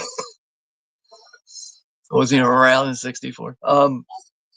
Conker's Bad Fur Day, though, on top of James Bond, GoldenEye, like those were games, man. I would just play on repeat. Wayne Gretzky's 3D hockey, that was another one. You could turn your goalie into a brick wall. I remember that was like if you knew the code, you could turn your goalie into a brick wall. Oh man, a lot of fun games for that console, man. Nintendo 64, man. I remember those days. Didn't have much to worry about in those days. Cutting school, hanging out with the wrong people, playing Nintendo 64s, smoking weed, having a good time, enjoying my young youth.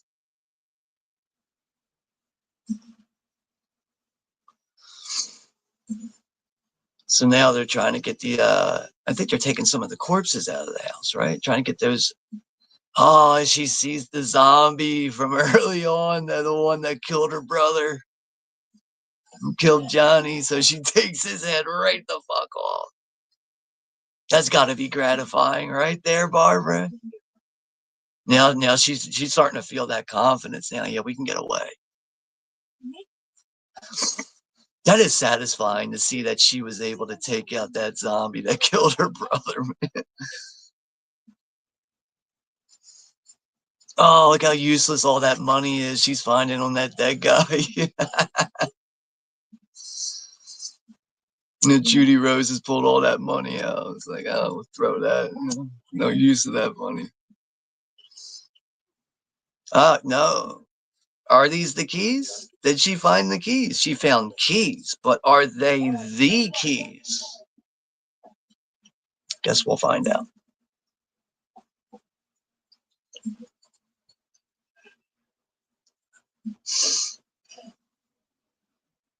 That's another thing I gotta watch before the end of the month. I love watching the making of Michael Jackson's Thriller.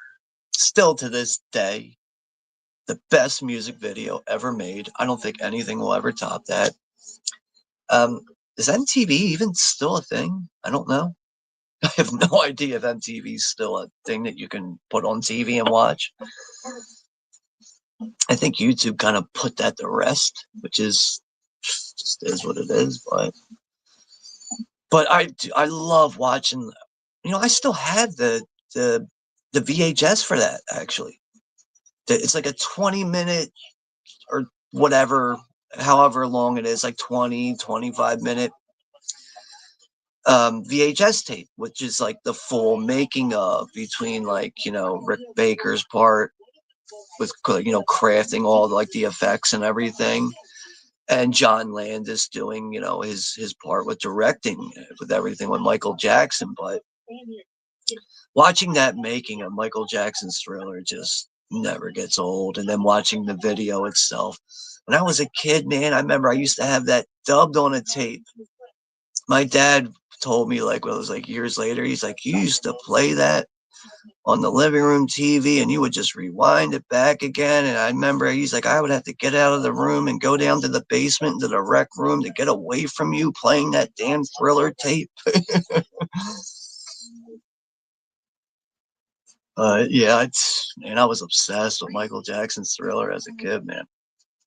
Michael Jackson's Thriller as a blue zombie, right? Yes, yes. Such a terrifying music video, man.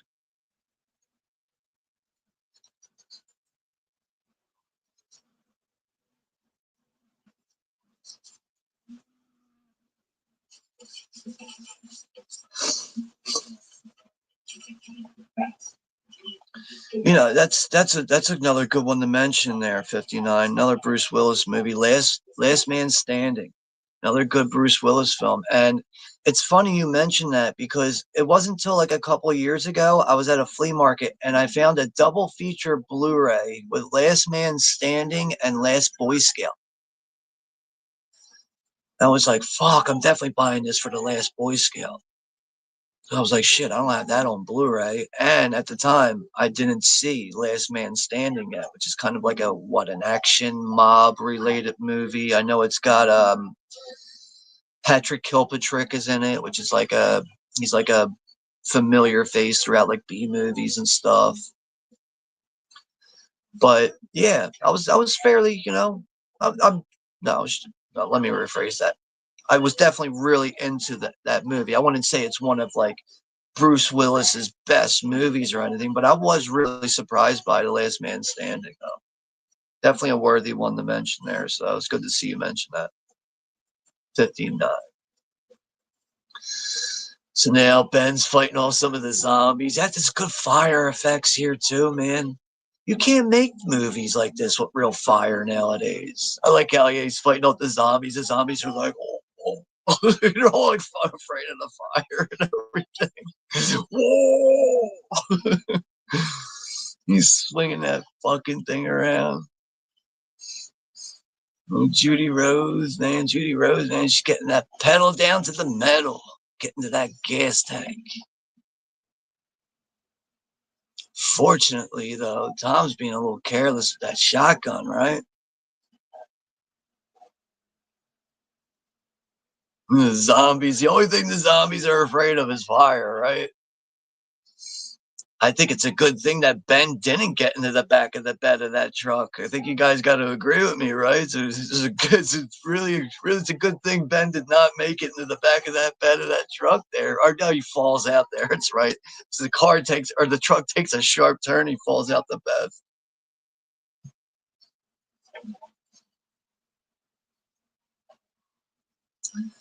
Judy, we got to go back for Ben. This is tragic.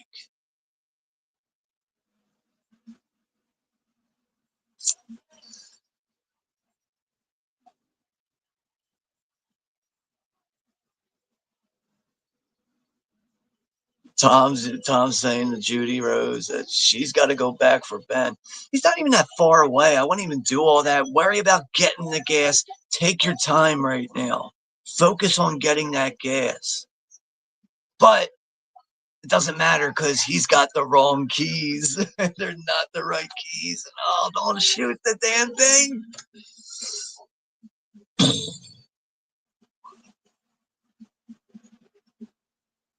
That's tragic, man.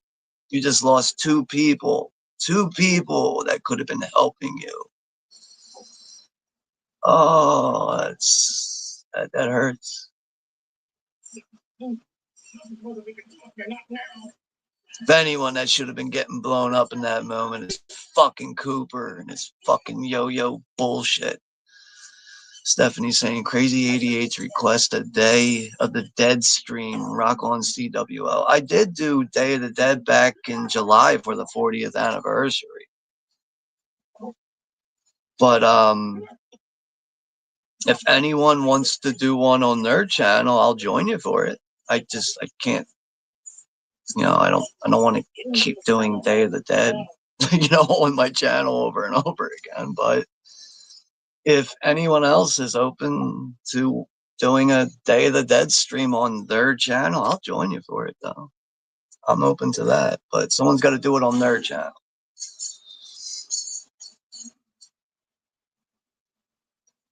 So now, Ben, the fact that he knows he just lost Judy Rose and Tom in that fucking explosion, and he's got to fight his way back to the house now, and the only one that's helping him out is Barbara. Barbara's picking off some of these zombies that are so close to getting him.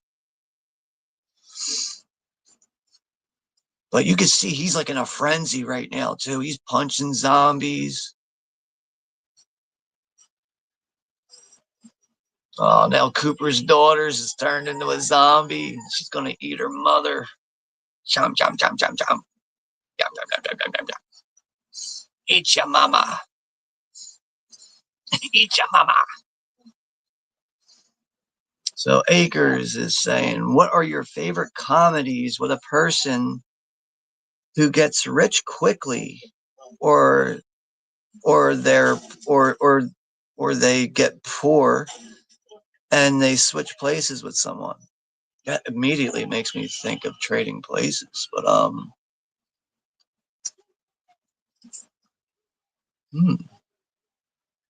you always have good questions, man. Very thought-provoking ones that can be sometimes. I don't know if I can answer that.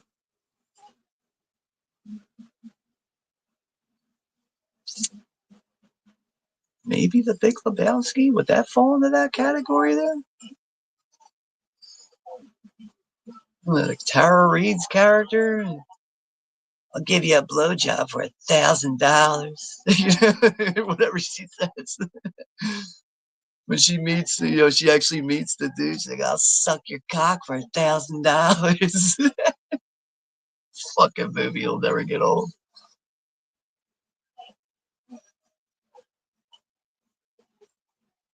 Yeah, see, Jen appreciates Sleepy Hollow. Yeah, we gotta watch that sometime soon. I did do a watch party for, might have been the 30th anniversary. It doesn't matter anyway, because it was on the old channel that got terminated. That was the one time I did a watch party for Sleepy Hollow, but maybe we can get that one scheduled somewhere next month. My channel, someone else's channel, Jen, your channel, something. I don't know, we'll figure it out. I'm open to it though for doing Sleepy Hollow. It's definitely a big time. It's definitely a big Tim Burton movie for me.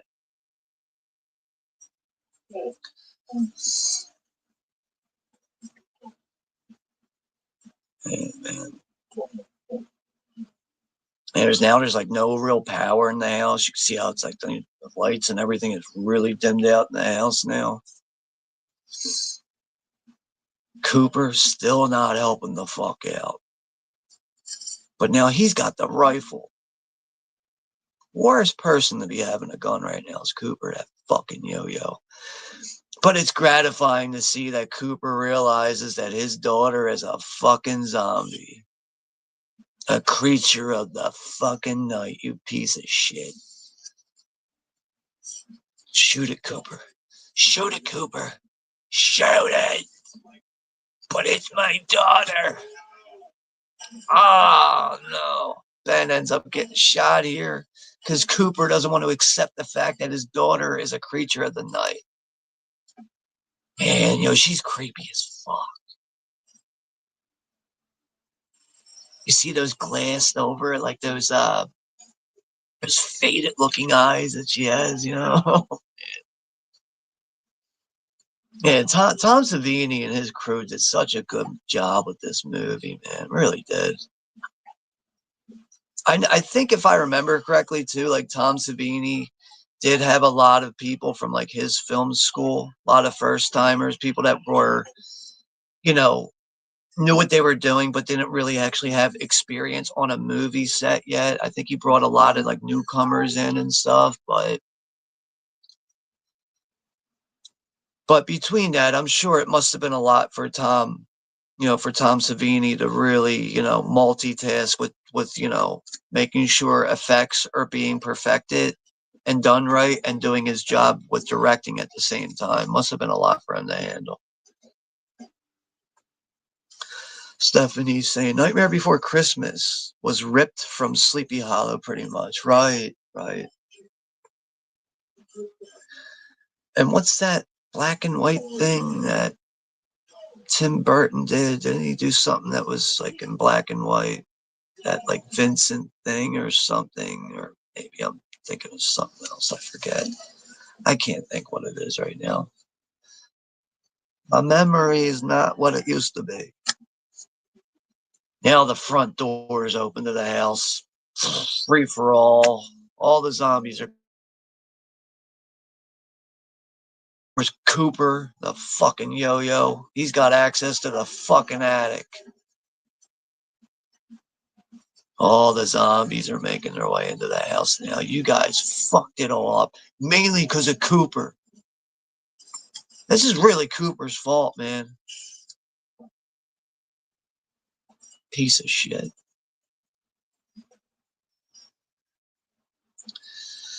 Akers is saying the new Sam Raimi movies, Send Help, looks good. They send that to me next month for early screening. Okay, that sounds cool, Akers. Thanks for sharing that. I haven't seen anything from it. I've seen Sam Raimi on Instagram talking about it in clips and stuff. That's about it, but that's as far as my knowledge goes on that. Stephanie's saying, yeah, Conker's Bad Fur Day. Yeah, made Nintendo. Shit, that sounds right. I love that game, man. Picking like a little squirrel or a little teddy bear, running around with like a fucking shotgun, just fucking shit up. That game was just hours of fun for me, man. Oh man, now the zombies are taking advantage of Judy Rose and Tom's burned corpses. So it's like, all right, who wants barbecue human flesh? Let's get some barbecue human flesh over here. Meanwhile, Barbara's witnessing this, watching the zombies just taking advantage of the barbecue flesh. She's actually getting sick watching it. And we see this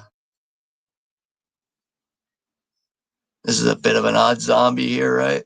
This older lady walking around with this baby doll.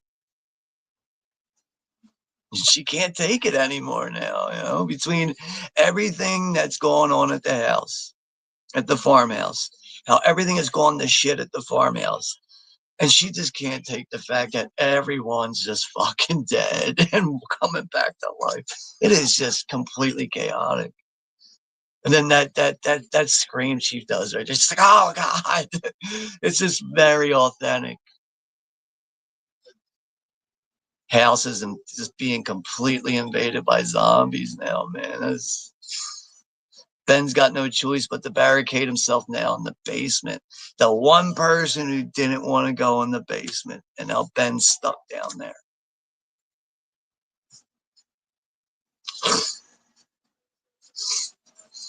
But Ben sees that there's a little bit of human blood on the wall. Where did that come from, right? More zombies are just coming in through all the windows.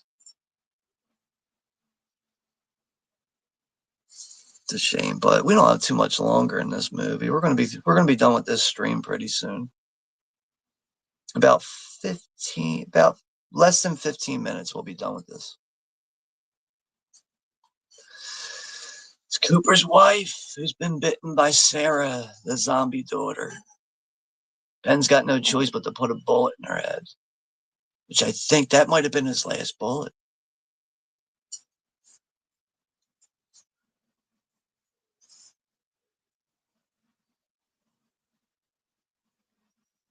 That's another thing with that explosion with the gas pump and all the other noise going on at the farmhouse. It's a dinner bell going off for all the zombies. There goes the heroin addict zombie. Now it's a needle sticking out of his arm. Oh my God. This zombie's eating worms out of the ground. This is where the zombie picks the mouse out of the ground. The two zombies are fighting over it.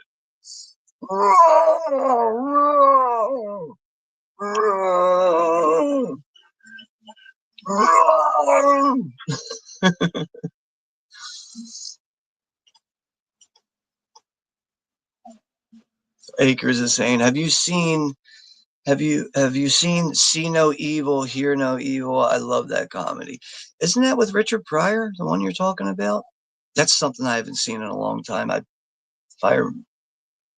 my memory serves me well, I don't think I had that one in my collection. It's been a long time since I've seen that one, Akers. And we have Ryan is in the chat. I'm in the hospital right now. Oh my God.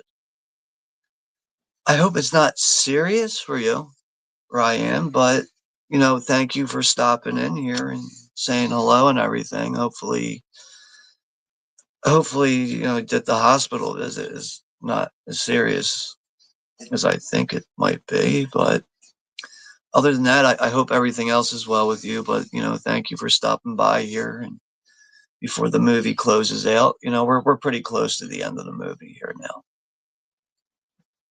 It's August 23rd, 1989 at 11 p.m. It's been confirmed being reactivated by forces. That's another thing. Like the radio keeps repeating a bunch of bullshit. It's just making Ben fucking laugh. Ben's just like, you fucking idiots, man. These people that are rising up and coming back to life, they are considered dangerous. These bodies can be disposed in any way that isn't by any way of incapacitating them. These are radioactive or reactivated bodies, they're saying on the radio. They will attack anything, including human beings. without being provoked. That's such an authentic laugh, though, from Tony Todd in that moment. It's a shame. I think that's the last time we see Tony Todd has been there.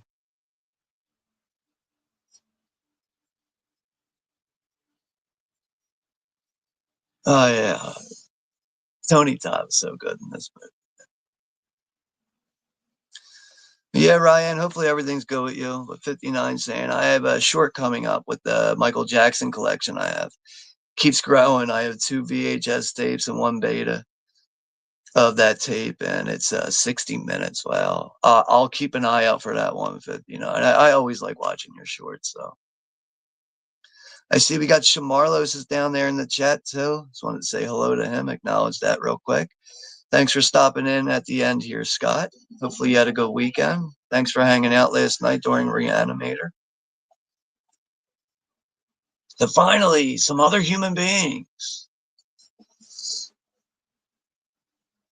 Oh, this is where Barbara finds her dead brother, Johnny, Bill Moseley. Of course, she fucking runs into a bunch of meathead fucking country hicks, you know? What are you doing out here alone, little lady? These fucking assholes. 59's also saying, I found the costumes for the Michael Jackson doll app, including the Thriller outfit and the music awards. It's interesting. So now it's the next day. It's what? Because it was August 23rd of 89, so it'll be August 24th the next day now. Barbara was finally able to get some sleep, which is what I'm going to be doing after this damn stream, because I didn't sleep last night. I haven't slept for a couple nights, to be honest with you. But I'm sleeping tonight. Last Boy Scout is not too great, but worthy of a watch for sure. It's cheesy fun. Last Boy Scout's cheesy fun, really, for an action film, especially for the time period and everything. Movies like Point Break and stuff, you know, all types of great cheesy action films from that era. I enjoy that shit. But yeah, everything's good, Scott. So Scott had a chicken sandwich tonight. That's good to see, man. So you still watch? Oh, you're watching The Demolitionist again, or maybe you're finishing it. I know you mentioned that last night. So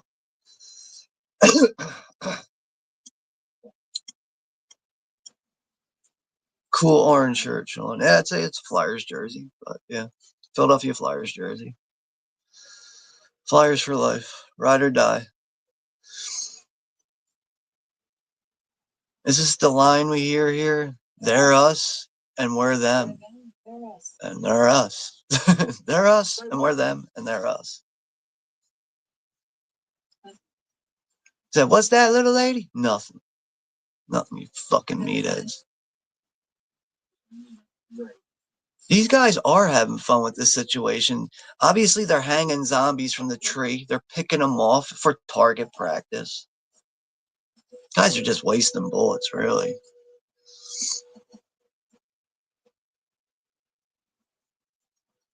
It's a good representation of what everything has turned into, though, and how the line is delivered in with, you know, they're us and we're them.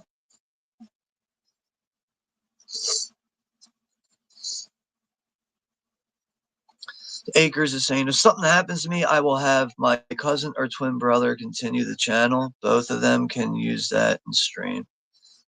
Well, hopefully nothing happens to you, Acres. Hopefully, you know, hopefully everything will be fine with you. And, you know, just, you know, thank you for, you know, relaying about, you know, Guy over at Caveman Movies and more. I do appreciate that. It's a real shame to hear what happened then. So Scott's favorite football team, the Atlanta Falcons. I don't know what their record is right now. But like, I'm assuming you're probably from that area, Scott. So now we're cutting the barricade on the basement door where Ben's at. Barbara wants to know if Ben's down there. So we open the door. Oh no, Ben has turned into a zombie.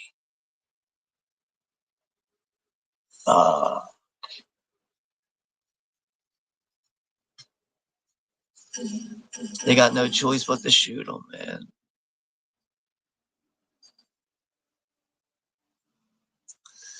I remember that too. Like first time seeing this movie, I was convinced, Ben and Barbara, they're definitely going to make it, right?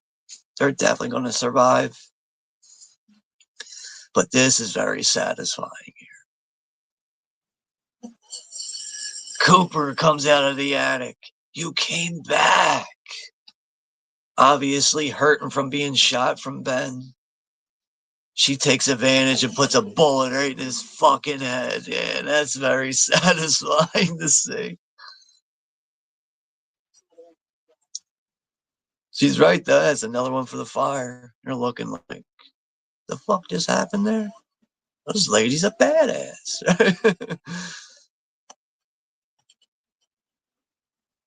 Demolitionist movie was fire. It's good to see, Scott. Good to see you enjoyed that. I like this cast in this. Oh yeah, Akers, perfect, man. This really is it. If I were to do like a top 10 horror remakes, I don't know where this would come in that number. Throughout that 1 through 10, I just know it's making my one. It's making my top 10. That's for sure. So we're coming up on the end of the movie here. It's that pile of zombies, lights on fire.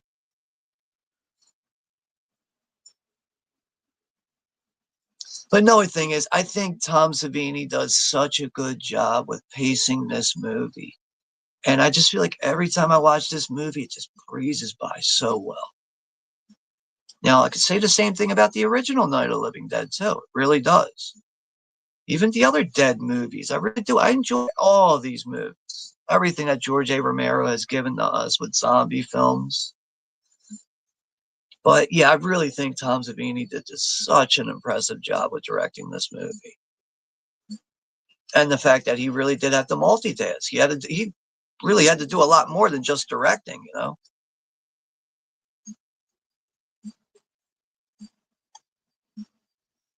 So we got 6 people left in the chat. So we'll end this here in just a couple minutes. Stephanie's saying, nice, Akers. That is a good idea to have backup creators. Yeah, I mean, if you have that option, that's always good. Jen, Horror Queen saying, yeah, Michael Jackson is the best dancer of all time. Right. Jen, you're definitely right about that. There ain't no denying that. Ain't nobody better on his damn feet than MJ. That's for sure. You can even say that about Michael Jordan, too. The other MJ. And Stephanie's saying, yeah, agreeing with Jen over there at the Horror Queen. I was just watching Captain EO, the space opera they had at Disneyland. Taking Care of Business is a good comedy. Fuck, that's a good one to mention there. Yeah, I'd like to see that again. It's been a while.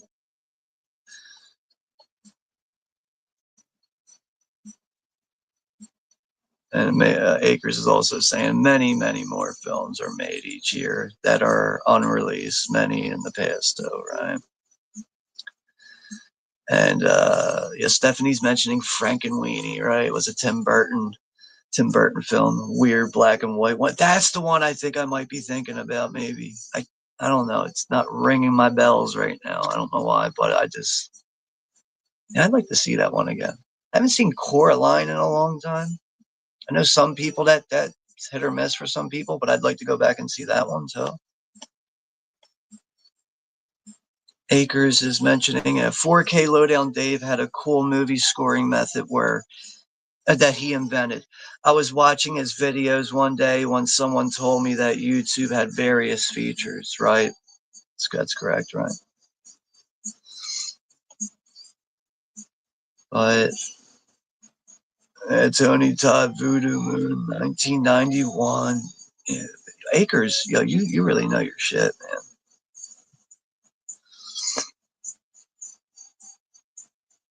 Yeah, that's right, Steph. Yeah, explosions like a dinner bell to roasted flesh, right? But all right, so we're gonna go ahead and end this one now. But yeah, so that'll end the weekend here. And yeah, so that is the Night of the Living Dead remake from 1990 at 35 years old today. So thank you all very much for joining me here tonight to, join in with me and watch this one. I had a good time watching this. And, thank you again, the Acres, for just, relaying the info about Guy over at Caveman Movies and more. And, rest in peace to him. It's just a real shame to hear about that. But, thank you for relaying that info. It's just tough to hear about, but it's fortunately that's life and that's out of our control, man. But yeah, so thank you all very much for hanging out with me here tonight. As of right now, the next stream that's on the channel is supposed to be Creep Show. We'll see how things go, but take care, be safe, and I'll see you all in the next one, everyone.